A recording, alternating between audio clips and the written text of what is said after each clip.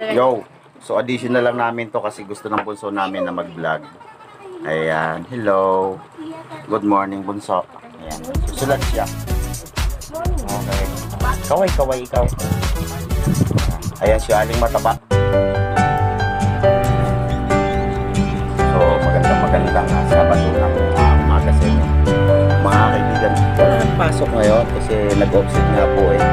Kahapon may pasok kami, tas ngayon wala. So, andito sa bahay, tambay-tambay ng konti at yun, bukas ulit may pasok. So, yun lang mga kaibigan, sa magandang Sabado ng tanghali sa ating lahat na okay.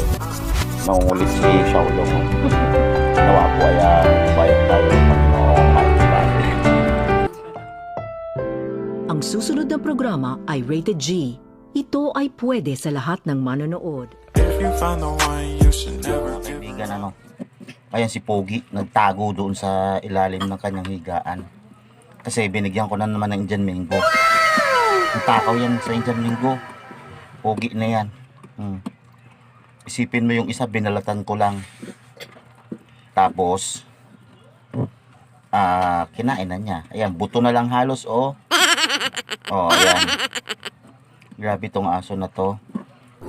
Kahit ano yung kinakain yan eh. Kain ko yan ang buto eh. Okay. Oh. Nakatuwa siya. Pogi. Mamaya pagkatapos na niya kumain, napaiinumin ko siya ng vitamins. Ang tagal kong hindi nakapagpainom sa kanya ng vitamins. Mamaya after niya ng pagkakain ng Indian Mango ay paiinumin natin siya ng vitamins. Oh. Psst, Pogi. Hindi ako pinapansin yan. Grabe, ngayon lang ako naka-encounter na ganitong tuta na kumakain ng Indian Mango. Kahit hilaw na Indian Mango, kahit maasim, kumakain talaga siya. Grabe ang Pogi na yan, oh. So medyo tinalian na namin siya kasi medyo lumalaki na. Tsaka yung mga aso sa labas eh palibasa lagi siyang nasa loob eh inaaway siya. Gi. Psst. Ayaw siya makinig. So sige mga kaibigan, yan nalaglag, oh. Ano, nalaglag talaga. Oh, talagang grabe yan. Buto na, ayaw pa. Tama na yan. Psst, Pugi.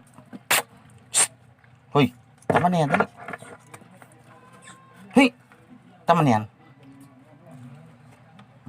Ayaw papigil. Okay. So mamaya ko na lang siya painumin ng vitamins. Okay, mga kaibigan. A few moments later. Magpapainom tayo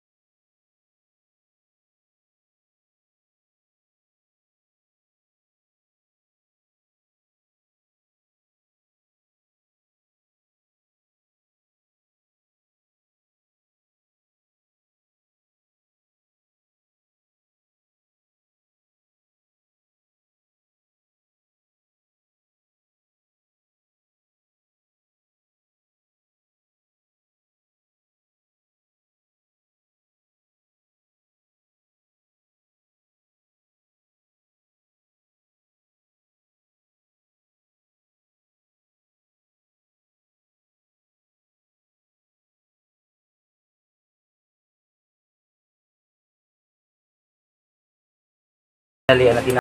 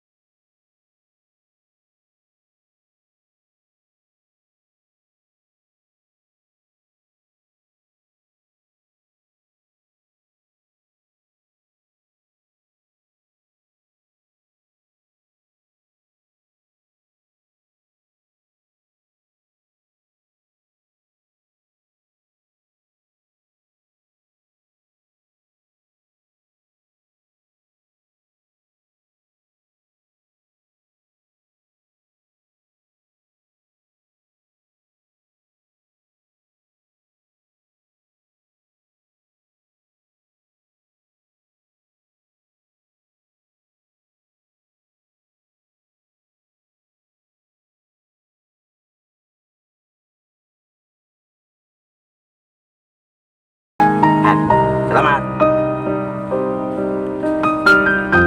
If you find the